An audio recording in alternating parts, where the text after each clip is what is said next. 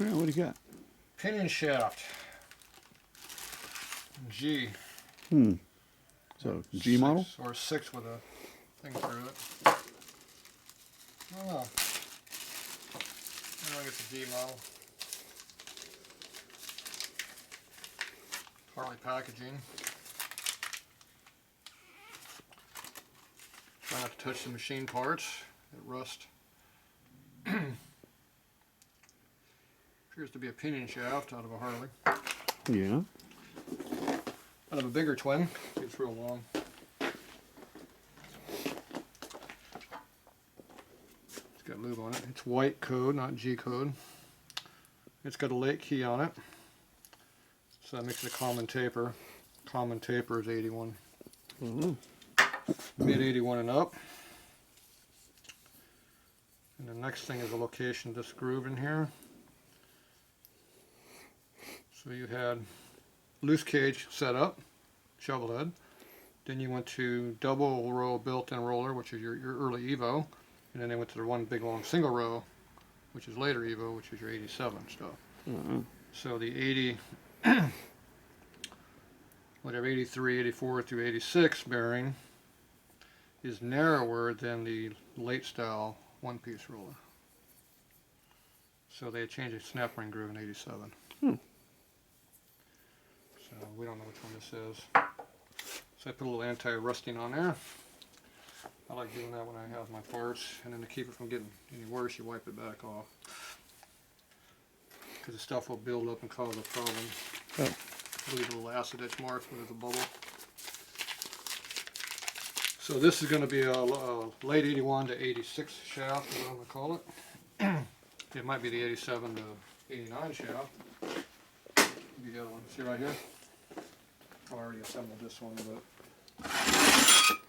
the difference is here.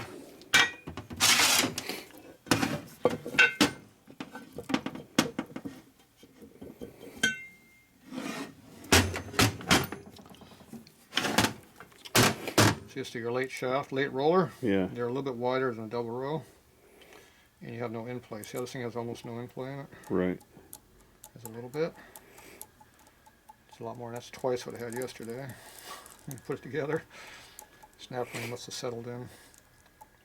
So when you have no in play and the cage can't move, it these rollers can't roll. They start sliding, tears things up. Okay. So when they went to this one-piece cage, they went to a big heavy snap ring. See this big thick heavy snap ring here? Yeah. The earlier double roll cage took a washer in there, a thrust washer, like the loose cages did. And they had a little the standard early thin snap ring. If you put the early snap ring with this, then this can override it and push it out, cause a problem. So, which is what this bike had in it. They had the wrong ring. That's crap. You never know what they do. Yeah. So, anyway, so they changed the location 87 where it's at. This is a late snap. See how much longer it is? Yeah. So that's made for a non-breather motor. So this is 92 and later shaft. Oh, okay. Which would be a 93 and later cover. So 93 is actually when they changed it. So these late plow wheels, if these were Harley, it'd be a big 93 chassis number on them, but this is S&S wheel, so.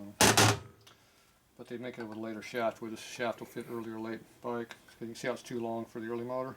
Yeah. It works in a later one. One part will retrofit. So back in the day, they Harley made different parts for each variation, but the aftermarket, they standardized stuff and equalized it to make it easier. So when you're buying your shafts, you got to know which version you got, or be able to modify things. I've modified washers and stuff to make them different, to make things work for what I need them.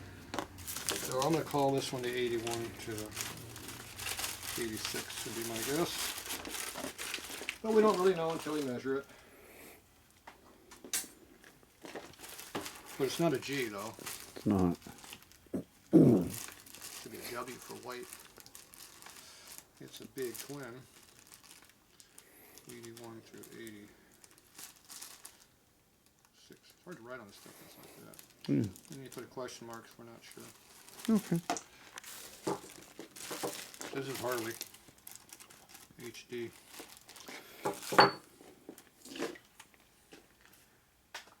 which means it works good. Alright, that's big twin turds.